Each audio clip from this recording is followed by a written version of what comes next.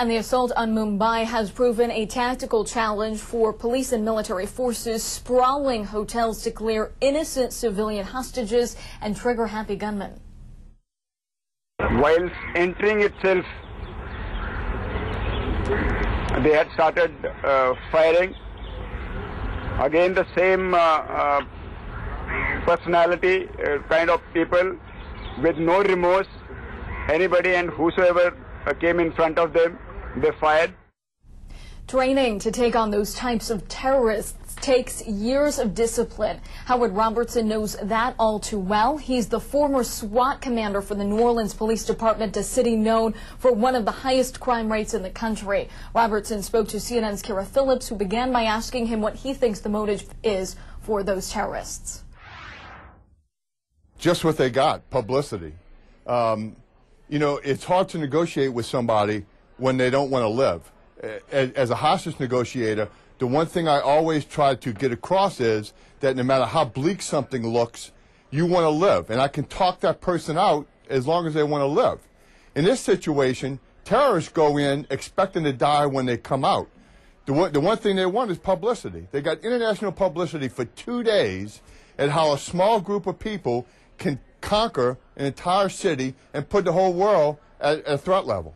That's enormous. And we heard from, everybody was wondering, you know, why this has taken so long. Here we are 50 hours into this, and there's still gunmen in one of the hotels, and the commandos are trying to figure out what to do. I want to just listen to a soundbite from one of the members of the anti-terror squad and then talk to you about why going slow in a situation like this is so important. Sure.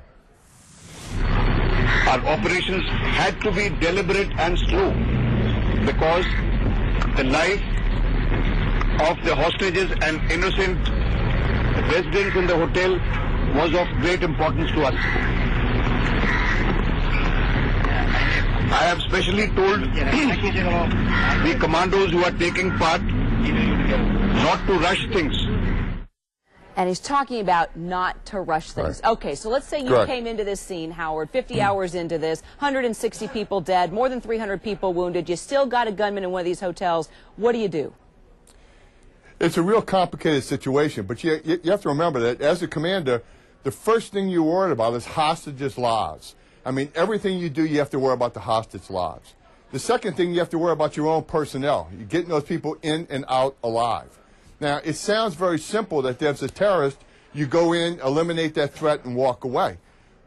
But 9 out of 10 chances, you know there's going to be booby traps, there's going to be explosives, so you can't bust in. You could risk the lives of all the hostages. The second thing you have to worry about is, as you're clearing those floors and clearing the rooms, thinking you're rescuing hostages, there could very easily be a terrorist posing as a hostage, laying on the floor, dressed in you know, civilian garb, where you release this person that turns around and hurts you, or actually you're helping the terrorist escape.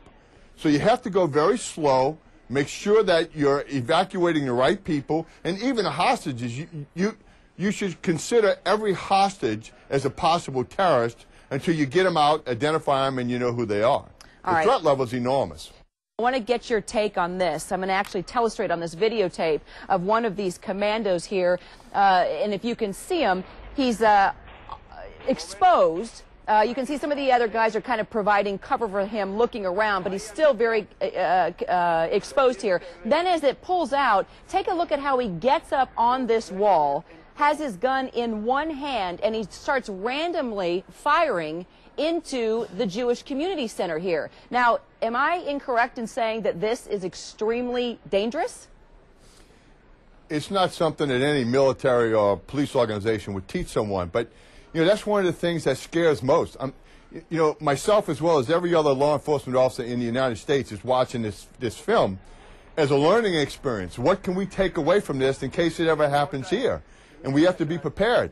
If you remember the footage from the first day, you could see so many regular police officers walking around with rifles that you could just look. They didn't know how to carry it. Their hands were on the trigger. They were not trained. That's the stuff that scares you the most, because I remember being in incidents similar to that, to where officers would have accidental discharge with their weapons because they didn't know how to handle it.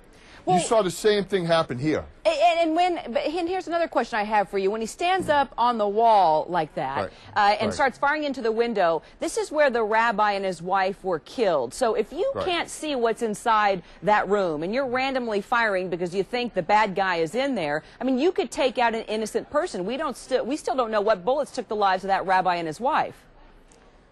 Well, we don't know that, but I also don't know. His assignment could be just as a pure distraction, you know. There could be something going on somewhere else in the building, and they're using him just to distract and maybe try and draw fire or draw attention to himself so that an assault team can go in another way. So we don't know what he's doing, but his tactics are certainly not something that you would teach. Got it. Something else that surprised me, one of the commanders of the anti-terror squad came forward talking about how they didn't have an actual layout for one of the main hotels. And I remember learning from you that the first thing you do when you're setting up your control and command is that you get the layout for your building, for your center, for your school, whatever it is, and explain to our viewers why that's so important. Well, most police departments nowadays, have video pictures of their entire city, what the buildings look like, the blocks layout, and then it's so important to know what each room looks like in the hotel. They have a blueprint of each hotel, each high-rise, the Superdome in New Orleans. All that's part of the SWAT commander's role, even before a role happens, because you have to know all the points of entry, the points of exit, how can they get in the air-conditioned ducts, where would be places that if explosives were placed could bring down the whole building. I mean, if you remember Oklahoma, a big part of the building was broke down, and that could happen here. You don't want to send your team in and have the whole building come down.